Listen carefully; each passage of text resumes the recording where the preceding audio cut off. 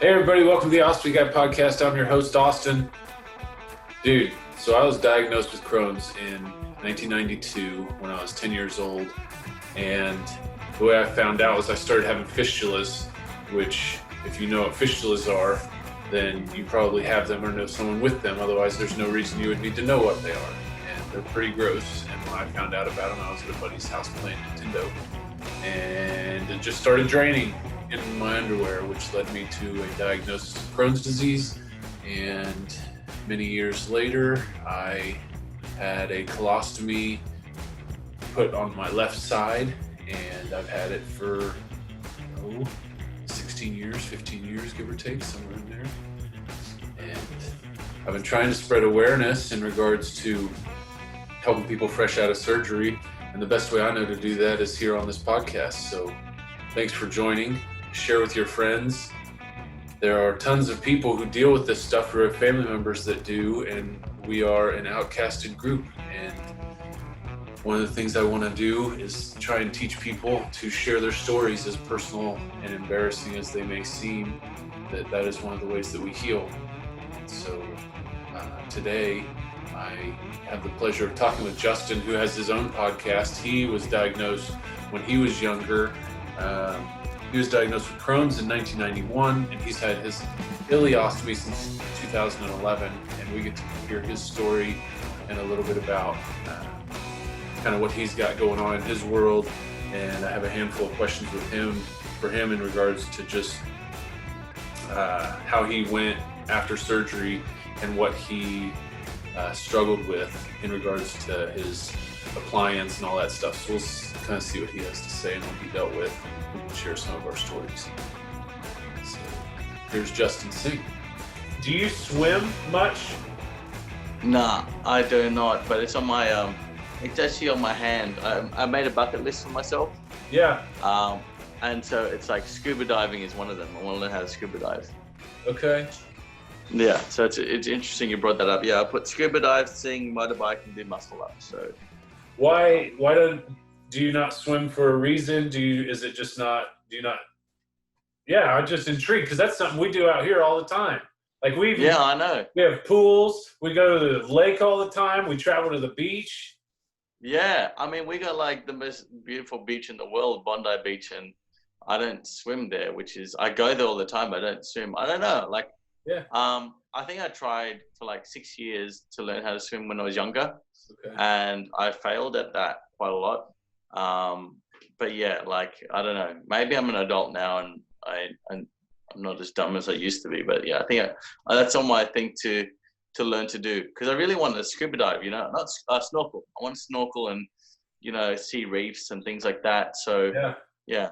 That'll be awesome. Have you been watching Shark Week? No. Go to the Discovery Channel, watch Shark Week, and they've been going around in these reefs looking at sharks. It's been pretty cool though. If you really want to do it. Yeah. And that's probably another reason why I don't want to swim, because of sharks.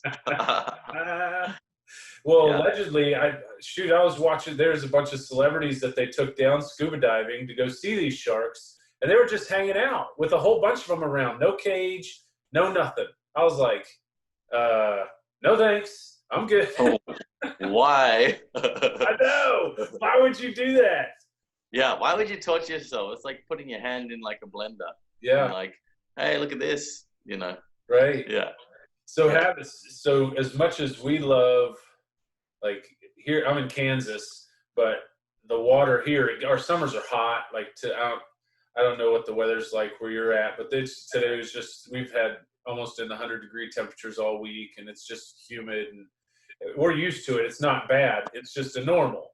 And so we swim a lot, and having an ostomy and swimming has, for a while it was okay, and there were certain products that worked really good, but then I started having different problems with it sticking, and you've had your ostomy for quite a while too, and different things can cause it to not stick to your skin and shorter wear time, and that kind of stuff. And swimming was one of those things that I couldn't do for a while, and I love swimming. Yeah. Yeah, wow. I heard a lot of that. Like I've never had a issue. I guess it's not as humid, but I've heard a lot of things about in America where it's really humid and hot. Issues with people having their appliance stick. Yeah. Yeah, I mean, like what I have is I have this I have this over here. Yeah. So this helps me like stick, like it's like a double layer. So I have, Oh yeah. yeah. So I'll put it on the outside, and that gives me another day. Is that what? Yeah. Is that what these are? Yes. Yeah. They are a lifesaver. The little half circle, you get an extra day out of them, right? Yeah. Do you use them? Yeah, I do. That's why I had it here because I was going to say, you know, these have been kind of a game changer for me in regards to getting a little bit extra wear time out of them. But Justin, one Yeah. thing that anybody who's listening, you may have some reaction, but like I had this, my skin was a little sensitive to them at first. It would just show up and it'd be really red and sore, and I'd have to leave them off. I'd use them like every other wear or every Yeah. change and let the skin heal. But then my skin got over it, and I use them all the time. They're awesome. Yeah, absolutely. You can even use a bit of aloe vera to calm the skin down too. And I use like these condoms. I'll show you what it is.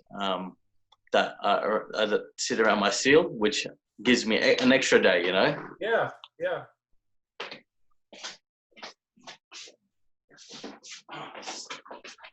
All right. So I hope they're in here. No, not in this one.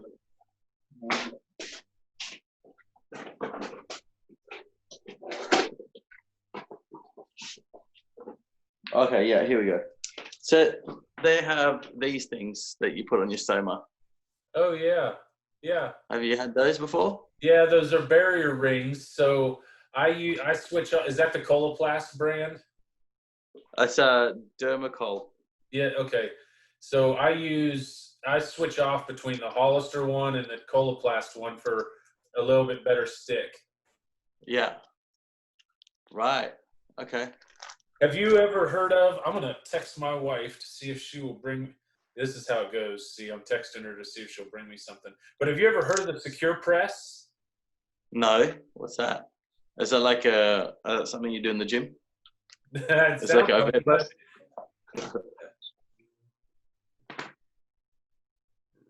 Sorry, ring thing. It's like this blue. It looks like. Can you think of like a whiskey barrel? A big Yeah. barrel. Now make it really small. That's the opening is the size of your stoma. Yeah. Okay, and after you put your appliance on, you put this little barrel looking thing around your stoma so you can press down really good on the part that sticks around the stoma where that ring is. And, Yeah. and that way you can hold that specific spot down really good. That's where you need a good seal to prevent leaks. And I just got a sample of one the other day, and I've used it for 2 ostomy changes, and I've been able to get an extra day from. Wow. So, Yeah. Absolutely. The heat helps the glue, and do you ever like get a blow dryer and just heat around it? yeah, I've That done works that too. Helps Yeah. it stick. There you go. Thanks, babe. This is what it looks like. Oh wow. Wow. It's called a Secure Press. They come in whatever size your stoma is. And Yeah. it goes right around your stoma, but through the ring. So here, I'll just show you on mine. Oh, let me scoot this back. But like on mine, so it'd be, if the bag was off, it'd go right around it so that I can press down really hard. Yeah. Get a good seal there after. So I've been doing that and holding it on there for about 1.5 minutes, 2 minutes. And that's giving me an extra, another 24 hours, almost 30 hours. 2 times, twice in a row. So that's huge.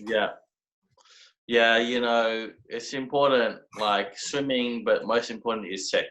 So like you don't want it to come off during sex. That's right. That's exactly right, man. The most important. Yeah. Party foul. Yeah. I know, right? Yeah.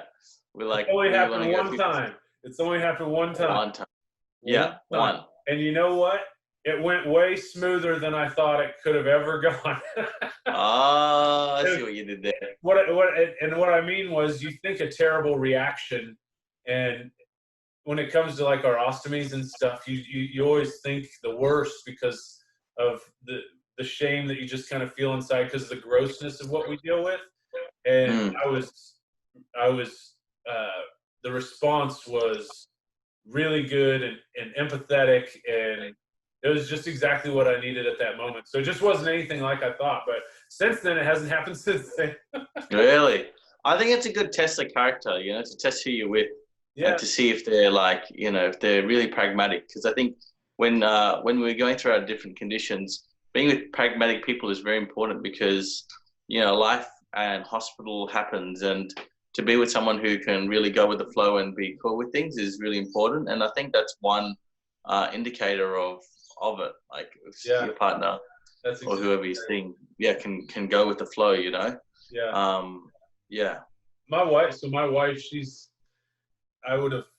She never even cared. She never. It was never even It never even crossed her mind as anything I had thought negatively about my own ostomy and what other people or girls or uh, my wife would think about me. It wasn't even on her mind. It was nowhere on her radar. Wow. That's how Yeah. little she cared. That's awesome. That's so good. It's magical. I know it was really cool. It was actually, I needed it because I was so broken from poisonous relationships and just feeling that, you know, when you got health problems and you're going from relationship to relationship, even if as you get older, even if you date someone for a year or whatever, you're sharing like your intimate life, the things that no one else really gets to know, and then you got to go start all over and share all that again with someone else. And it was just kind of a heartbreaking, repetitive dating uh, deal for me. And once I met April, and she didn't care, and it wasn't on my mind, and we were just cared for each other and each other's happiness. Man, it was a game changer. It was a total game Yeah. changer. Yeah. Magical. Those relationships are really special, you know. And Yeah. for me, it's scary. For me, it's scary. Like, you know. Yeah. When we started dating, we were going to the lake a lot, and I mean, I was gutsy then. I feel like an old man now. How old are you, Justin? 31. Okay, so I'm 38. I feel like an old man. But 10 years ago, 11 years ago, when her and I were dating, we were going to the lake. I mean, I was jumping off cliffs. I'd wear a really tight shirt, Under Armour shirt, swim shirt, and I'd jump off 40, 50-foot cliffs doing flips. Wow. I mean, Wow. I wasn't even afraid of the thing coming off. It was whatever. And even getting on a jet ski, I was riding around a jet ski. I whipped so hard around that I hit the water so hard that my bag came off and was gone. Oh, It was just gone. wow. And Yeah. and I had an Under Armour shirt on, and it was just gone, and I didn't know where it was. And I had to pull my shirt down, get up, get to the shore, and get back to the cabin, which was about a mile away. Oh my God. And go change the thing without any drainage, man. It was like I was willing to do anything. I didn't care. Dude, you were like Paul Walker in that situation. You're like Fast and the Furious, you know, like just That's just what go I for wanted to be. That's for sure. Yeah. But I think, shoot, the last time I did anything even remotely close to that was, man, a buddy of mine got married. We had a bachelor party on a lake, and we were on their boat, and I did a backflip off the back of the boat. But that might have been 5 years ago, 6 years ago, and I think I put on 30 pounds since then. So I doubt I could get around. Oh, really? No. Well, you know, if you can put it on, you can take it off. Yeah, and I've started to. Shoot, I just went and had Remicade last week, Justin, and the scale was up more than it's ever been on. And I'm not that heavy of a dude. I'm a big guy, but just for what I'm used to, I usually weigh around 270, 265, and I'm up at 285. I'm like, holy cow, man. Jamin and Christmas, I can get this weight off. I know it's not even Christmas yet. I know. So I said, that's right. I didn't even have my winter coat permission yet. Yeah, yeah, yeah. So I mean, I made a I started interviewing bodybuilders on the science of discipline, like how do they stay really disciplined with their diet. yeah, Mainly because I wanted to bring that to like our community, especially with people who want to who know that they should like if they want to reverse their Crohn's or their autoimmune disease through diet, yeah, how to do it being strict, because eating sugar and gluten is such a very difficult and addictive thing that we have at the moment. And I feel like they've got this key. They've figured out how to be super disciplined. So yeah, everyone that I've studied like NLP, I've studied like this neuro linguistic programming, how to like program the brain to do a certain thing. And it's really interesting because from everyone I've interviewed, they've all said a couple of same things. So number one, your why is so important. You need to have that why, that end date of what you want to do. Number two, you have to have the lifestyle. It's a lifestyle, it's not a diet, it's a lifestyle. It's a lifestyle choice, yeah, And number three, they all love how they eat, how they feel eating clean. And man, like food is a drug. It literally is a drug. Like it stimulates those neurochemicals in your brain that goes, this is amazing. This is something I'm really craving. So it's so interesting because, especially when you're going through a flare up, I mean, for me, when I was going through a flare up, it was very difficult to have that discipline, because the only thing that I had that was pleasurable was food. yeah, Like I would enjoy eating a KFC 2-piece feed with, coleslaw instead of potato and gravy. yeah, I enjoyed having McDonald's and having like, chicken and cheeseburger and whatever, right? I'd enjoy Domino's. However, like, the rest of my day, like the 99% of my day was me sitting on the toilet or like doubled over cramping or dealing with, fatigue at work and having to figure out where can I hide at work to have a nap. yeah, And so these were some really interesting things that I had to overcome because, I've got myself to a point now where I can eat really clean and it's enjoyable, yeah, but it took a long time to get there. And so there's so much to be said for the mindset around it, yeah. Have you? I was just looking on my phone. Have you heard of or hooked up with Chris Santa Maria? No, I haven't. So he's on Instagram and he's a bodybuilder with Crohn's disease. Yeah.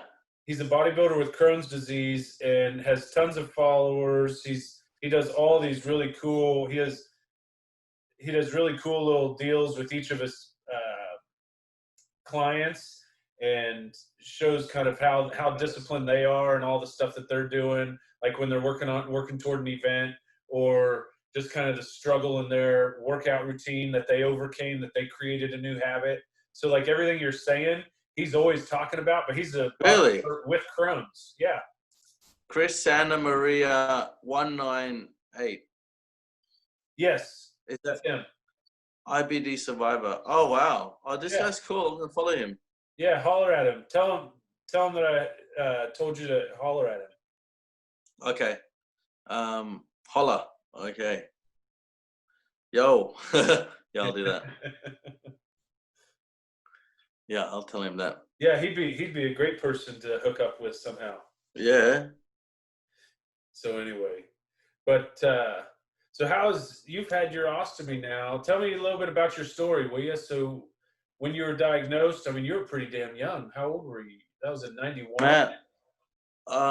So I had my Crohn's diagnosed when I was 2 years old. Yeah.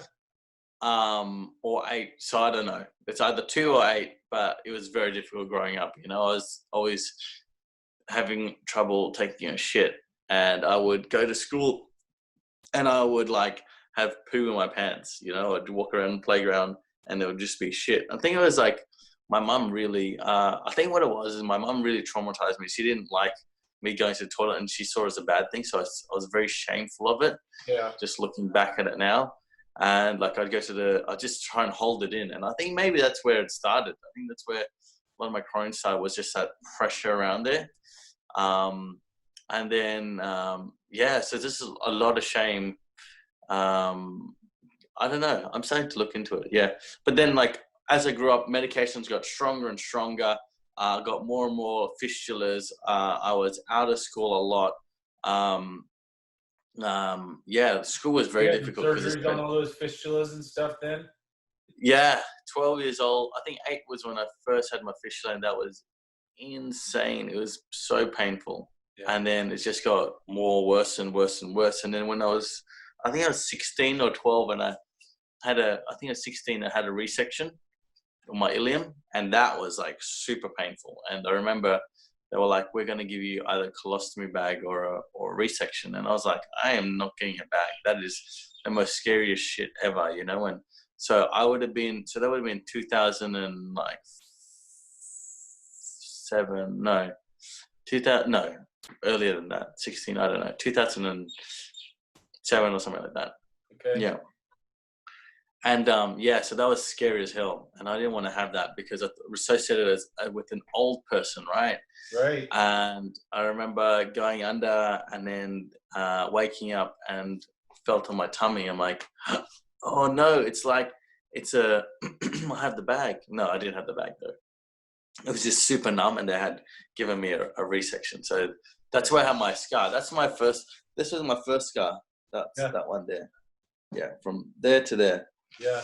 And then I think this one is from when I was 2 years old. That's when I was 2, and then that was when I was 21. I think 20 or 21, and they gave me staples to hold them down.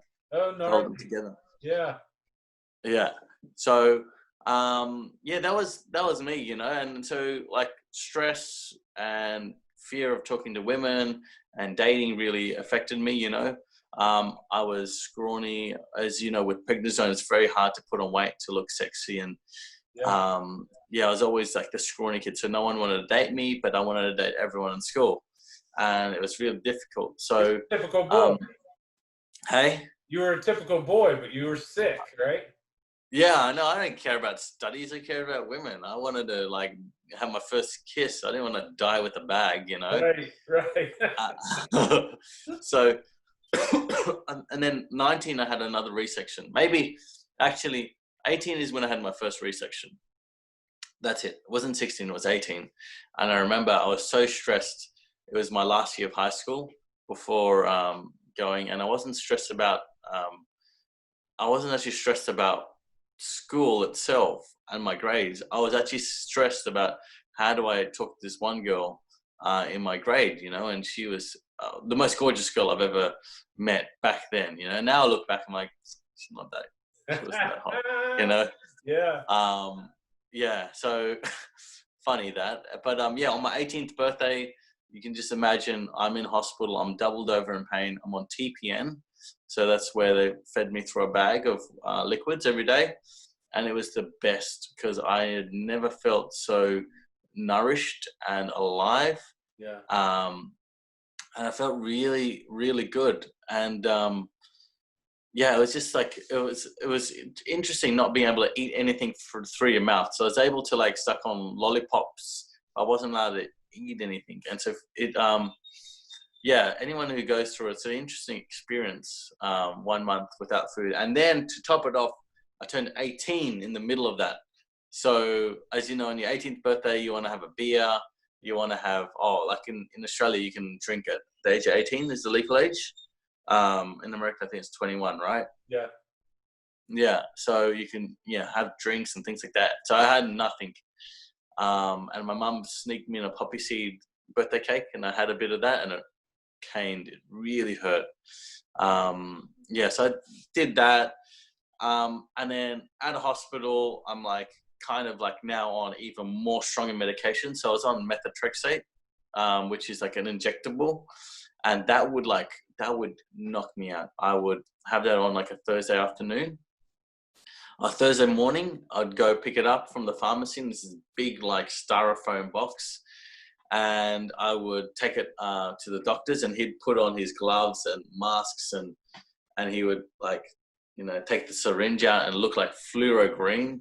And then I'm like, man, if you're going to be like that far away from me, like trying to take it, if you're going to be like that cautious about it and you're going to inject it into me, like, I don't know what the hell. So it's like a chemo style drug, but that would knock me out for like, I'd go home and I'd just pass out and I look pale the next day. Friday looked pale, Saturday looked pale, I started getting my energy back. And then Monday, Tuesday, Wednesday, I was like, okay. But that was like my life, and then I started like, what did I do? I think I just drank lots of like Red Bulls to like kind of get me going. Yeah. And then I met this one girl. So she was like the first girl I ever dated, and she was like the love of my life. And it was so interesting. Her name was Sophie. And I was just head over heels for her. And then her visa had expired. So she had to go back to her country, and she ended up like becoming a flight attendant for Emirates. And it was just like, I was really head over heels. Like my first love, I was like ready to settle down with her, thinking about kids and all this. And then we broke up, So yes, she cheated on me. So if you're watching this, I know you cheated on me, Right. but it's all good.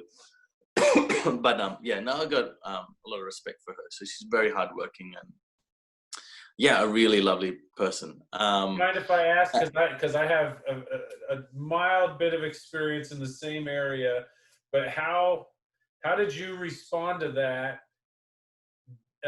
emotionally, with all the other insecurities that we deal with because of our health problems, and then when we meet someone we love and we care for, and we already realize we come with baggage, if you will, and then when you're left for someone else, it's usually not for someone else like us, right? So there's a little bit of a grudge that you keep. How'd you handle it? Did you have any problems with that, or how'd you handle that after that? Well, good point. It was very difficult. I cried a lot, I cried like to the shit house. It affected me to the point where I started to slow down a lot at work. Did you blame yourself?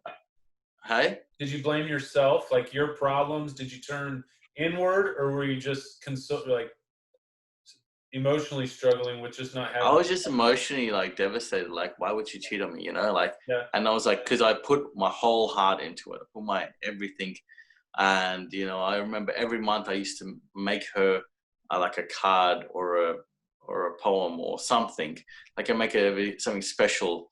And the hardest part was like just knowing that I've put my everything and it not working, but did I look at it like my disease? Like for me it was very difficult at that point with my disease, because I was very restricted to what I could do. So I hadn't moved out. I hadn't, like, my world of what I could do is like this small. Like I had to live at home. I had the fear of getting sick and having a relapse and going into hospital like at any moment, so it was very difficult. And then what happened was, after that, I got really emotionally like tormented. Like it just really got to me. And then it got to a point where I had my resection. I got a stricture there, and it built a lot of polyps in my bowel, and I just became very, very sick. So I was rushed to the hospital. I remember I was doubled over in pain at work, and they're like, dude, you should go home, or you don't look well. And went to hospital, and they're like, we got to operate on you, man. Like, you are not in a good way. And so they gave me an ileostomy. So that breakup gave me my ileostomy, and my motto is that with every negative thing that happens, there's always a positive. There's always a silver lining. There's something that happened, because from there, that really transformed my life. That really made my life go to the next level, So that allowed me to move out of home. That gave me the energy and the courage to actually move out. Like for me, that was a massive thing. And I had to take a baby step. I wasn't prepared to move out for a whole entire year or 5 years. It was scary, because what if I got a relapse? I went into hospital and all that. So what I ended up doing was, I said, I'm going to move out for 7 weeks. And that 7 weeks turned into 7 years. So that was good. But I remember when I That's had my really cool. ostomy, yeah, I looked down, and actually when I was being wheeled into the operating theater to have my ostomy, I was like, you know what? I've lived a good life, and I always lived my life three months at a time, Yeah. and I lived my life with um, the saying, no regrets and courage. Always have the courage to do everything. And so I got wheeled in, and my most favorite moment is when they give you the anesthesia, Oh yeah. and you're like, yeah, count down 10, 9, 8, and you have the best sleep in the world, you know? Yeah. Yeah. And yeah, I was just like, they say in anesthesia, when you're under anesthesia and you're coming to that, the real parts of you really comes out, you know, the parts that really want to vocalize. And yeah, I was flirting with one of the nurses, and apparently, like, I asked her for a number, and she added me on Facebook. And I was like, Awesome. wow, I was like, you're an angel, you're the most beautiful person in the world. And so I'm very like, You're I a don't know. charmer, man. I know. Yeah, I'm a charmer, you know. I still am. And I've learned to be like unapologetic about it. I love offering women happiness, and you know, just, you know, seeing them smile and feel good is something that really makes me feel good about my life, because there's so many like negative people in the world that have really impacted people and women. And I think there just needs to be that more care and joy, because we're very, especially with like this whole movement about feminism and things like that, Yeah. is people becoming very hardened at their heart to the Right. core to like push people away. And I'm like, man, we should just celebrate each other and Right. acknowledge each other. So that's yeah. But I remember when I got my ostomy, and it was only 30 seconds. I had 30 seconds. I looked down, and I was like, what the hell is this? This is insane.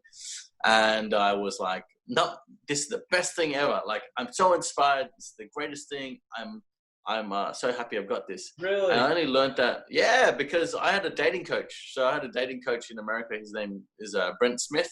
And he taught me so much stuff when it came to like reframing everything. So he really taught me how to turn my life to be the positive opposite. And it made me realize how inspirational I can be. So I just kept mentally like telling myself how good I am. I'm so appreciative that I got a roof over my head. I'm so appreciative that I've got my my good physical health, mental health. I can see, I can walk. Like, that's amazing. I've got my youth.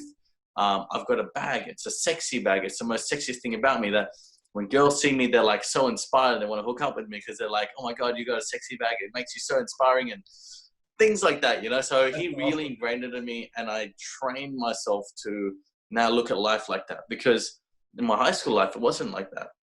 My high school life, I was bullied, and I hated myself, and I didn't want to look at myself in the mirror. I looked forward to school holidays and staying at home. I didn't have any friends.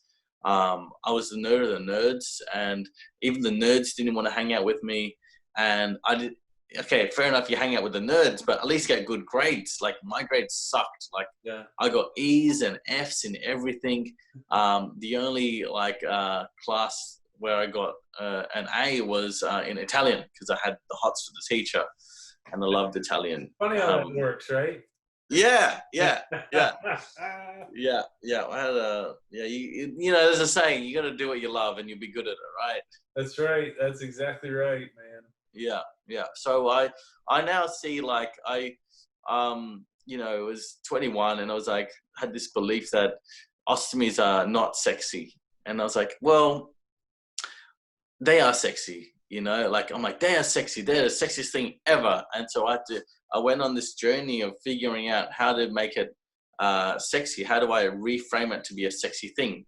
And so, like, I went to like escorts to figure out, like, to get confident with being naked in front of a woman, and, you know, having her not freak out, because I thought they would freak out. And so that was one way for me to figure out how to be comfortable with it. And the first time she looked at me, she's like, no, you look beautiful. It's amazing. It's fine. Are you okay? And I was like, whoa, women and people are very compassionate. Like, I never thought they would be that compassionate towards me. I have never in all the time that I have had my ostomy, well, only one time, but I have never, it was just a passerby but I have never gotten a negative response to having an ostomy from Mm. somebody outside of this one person who, after she had done it, she apologized a day later for it after Yeah. she realized what I had been going through at that time. But never once. Yeah. Everybody was always compassionate and empathetic and kind and loving. Every girl I Mm. dated cared for me, and that was just part of it. Yeah, absolutely. It's insane. It is like it's I it's was so so wrong. Would you humbling. say that? You were Hey? so wrong in your thinking. Oh, dude, I was like, I didn't, I had, that was not the reality. That was Yeah, not the, yeah, I was wrong in my thinking for sure. yeah, And my advice is like, if anyone wants to figure out, like, if you're going to get it or you think it's unsexy, like, you have to build the belief of it being sexy, right? Because it's in your mind, it's like, it's not sexy. And there's all these movies and there's these examples and things you say to yourself that makes you feel like it's not sexy. And so what I would say is to transform it and look at it as sexy and then find as much evidence. So what does evidence look like? It may look like asking your close female friends, hey, would you have sex with me if, having this bag? Or would you have sex with someone if they had a bag? Yes, and you'd get heaps of yes. You want to aim to get like 100 yeses or 10 yeses. right. The more Gross yeses you you get. out.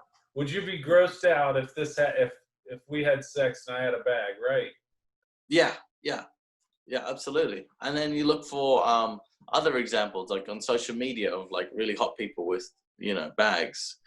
Yeah, and then you just then go and test the waters. Yeah. It's for me. It's at the point now where I'm just so confident with it, and it's such my reality that, like, when I'm getting intimate. So when I was dating a lot and I was seeing a lot of women, I forgot to tell them. Like, I would just forget and would get into bed Yeah. and take my shirt off. They're like, oh, is that what's that? I'm like, what's what? They're like, oh, what's that bag? Oh, it's my bag. And they're like, oh, okay. And I just My bag, I baby. it's my bag. Yeah. It's my Gucci bag. And then I would Right. just put my, girdle. So I have like a strap that I put, like a stomach strap. Yeah. So I put that on and then we just get intimate and no issues. And, there's a thing that says in psychology or in neuro-linguistic programming that whoever has the strongest frame of reality wins. So whoever's got that stronger belief of it will win. So if you are so certain of yourself that, like, this is normal, people love it, it doesn't matter, people are not going to have an issue with it. If you have an issue with it, people will have an issue. So if you're going to ask someone for their phone number, right? If you think to yourself, it's genuinely the most normal thing to do, the other person's going to pick up on that. So when you say, hey, can I have your number? They're going to go, yeah, sure, because it's normal. Right. If you freak out about it, like, oh, can I have your number? Like, it's a big thing. They're going to be like, oh, it's a big thing. That's So right. people take the cues from us. They do. Yeah. So the same thing when you're getting intimate, is to believe it's sexy and see it as sexy and build those reference experiences and watch things like this, watch things like your stuff and follow our kind of journeys and get into it. Well, even further, even beyond that, I've realized that I'm lovable, right? Mm. Like I have value outside of being a sick burden. Like I've been on family members. I have value even though I'm a liability health wise. When that kind of love is reciprocated and you receive that, even if it's outside of intimacy, you're receiving it in maybe the form of like wound care from your significant other or whatever it may be. That reciprocation and feeling lovable is the one thing I felt like I lacked because I didn't trust anybody. I didn't want anyone to get that close to me where I would allow them to love me anyway, and I grew out of that obviously as I got older and through my 20s, but I mean that was really important for me to learn that I was still lovable and Mm. that there was something worth caring for here, and I had something to offer because I felt like my ostomy trumped all that.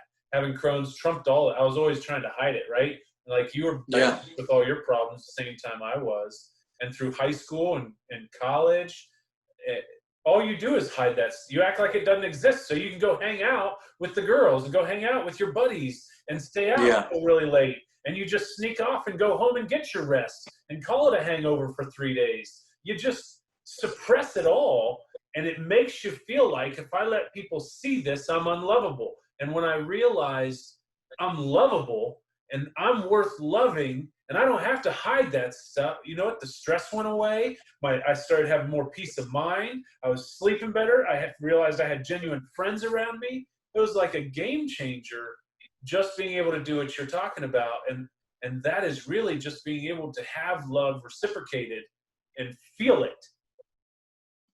Yeah. Yeah. Biggest gift you can give yourself. Absolutely. Biggest gift. Like transparency, and that's self-love. And also you touched on something interesting is like feeling like we're a burden, and I think now that I really look at it, I think people are actually really inspired by us, and especially when we're sick, because they go, wow, look at this person. They are pushing through. They are fighting the fight that they probably would have given up. And so being around, like, I wouldn't discount the fact that when people are around us, that they wouldn't, like when we're going through our flaps, they would feel very inspired. They'd feel very humbled. Yeah. They'd feel like that inner nurturing side as humanity comes out, because we all want to nurture each other. Like we want to look after. If you ask everyone, like deep down, I think you ask everyone at the core, what do you want to do? Everyone wants to give back. Everyone wants to contribute, and it's it's interesting. But it's amazing. Like once you just own it, you own it. Like, you know what? I shit in the bag. I am me, and I'm not going to apologize for me. I'm not going to try and change myself. You can love me the way I am, and the way I'm not, it's fine, but I'm not running away anymore. Yeah. And I'm not making any excuses, and being apologetic for who I am. And that is the most sexiest thing. Yeah. Because people go, wow, I want to be like that.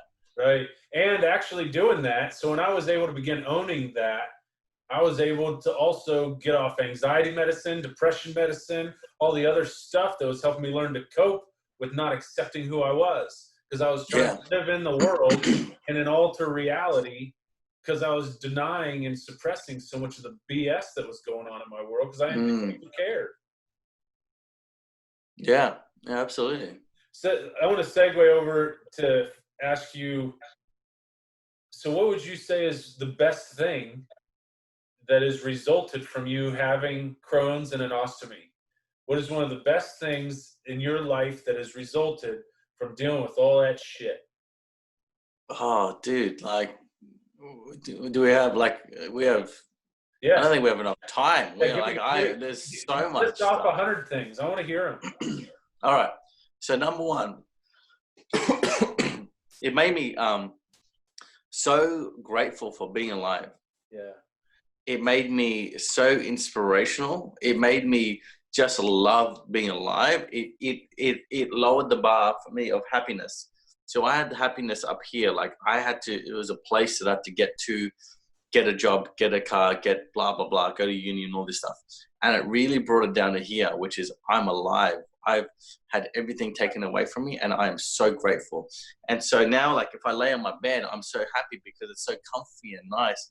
I put on my nice things. So this gratitude is here. Like, I've got a nice, stand. We're having a chat. You're in America. Like, I'm here. Yeah. And it's like, I'm like, wow, like Sydney to America is such a long distance. And I'm like, I'm so baffled. So that's that gratitude and that re-looking at life from a point of view, like, man, like we are so like grateful.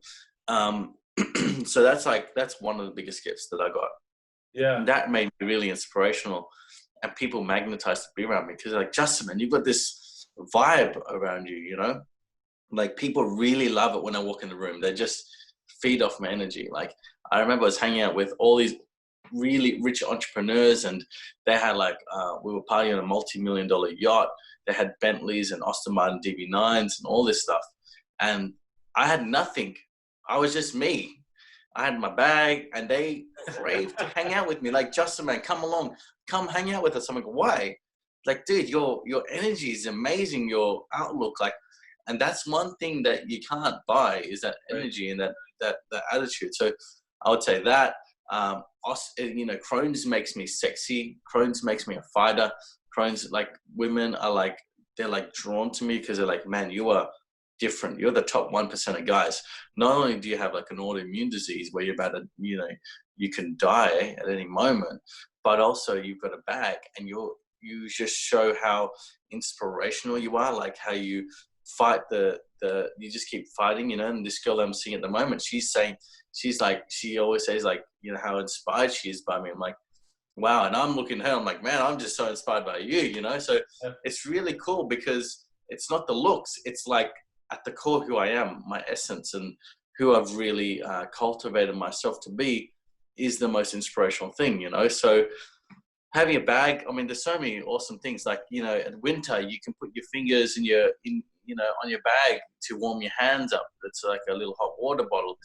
You don't have to worry about constipation or diarrhea. If you have diarrhea, you can just connect to the blah, blah, blah. Toilet paper, I don't have to worry about, like, diaper rash, wiping my butt. Yeah. I don't have to worry about, like, going to the bathroom at nighttime. I can just, I can empty it once a night, or like if I'm feeling risky and frisky, I just won't eat after 5 p.m., have a long sleep, or just wake up with shit in the bed. It's fine. I've had to clean up mince pies in the middle of night. What else I say? Like, girls just find it sexy. Girls find scars sexy. They find bags sexy. They're like, that nurturing side comes out. They're like, are you okay? How can I be of service? How can I really help you? So that's really nice. What else? It's, it helps me at work because it makes me more humble. It gives me the ability to, it also gives me, okay, this is my big impact that I want to leave. 1 million people are left with the image of colostomy bags being sexy. And I did a strip show as like a Magic Mike thing in front of hundreds of pole dancers, females, and they all loved it. So my impact is I'm transforming it to be really sexy. So I've got a photo shoot booked there next month.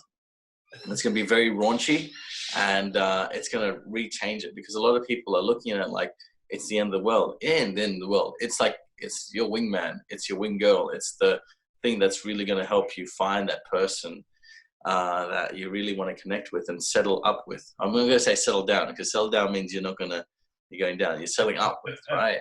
You're choosing.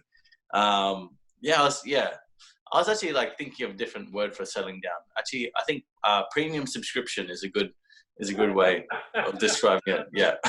That's hilarious. I like settle up. That's pretty cool. I like that. I've never heard that before. Yeah.